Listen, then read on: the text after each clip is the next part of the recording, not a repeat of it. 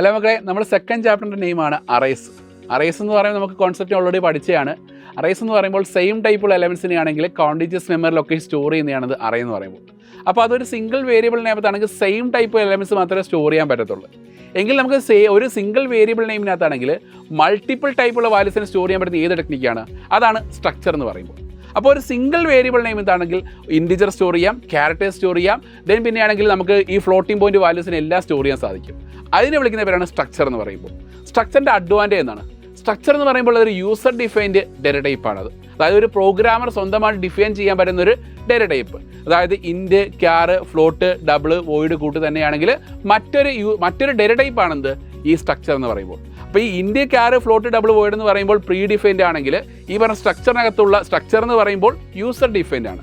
അപ്പോൾ structure create ചെയ്തിട്ട് നമുക്ക് നമ്മൾ സ്ട്രക്ചർ യൂസർ ഡിഫൈൻ ആയിട്ട് ക്രിയേറ്റ് ചെയ്യുന്നു.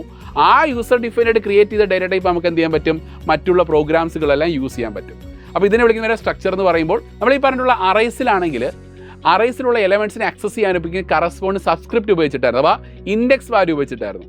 പക്ഷേ ഈ പറഞ്ഞ സ്ട്രക്ചറിലോട്ട് വരുമ്പോൾ അവിടെ ഡോട്ട് ഓപ്പറേറ്റർ ഉണ്ട്. നമ്മുടെ വേരിയബിളും പിന്നെ എലമെൻറ്റ്സോട് ഡോട്ട് അടിക്കുമ്പോൾ മാത്രമേ നമുക്ക് എന്ത് ചെയ്യാൻ പറ്റത്തുള്ളൂ?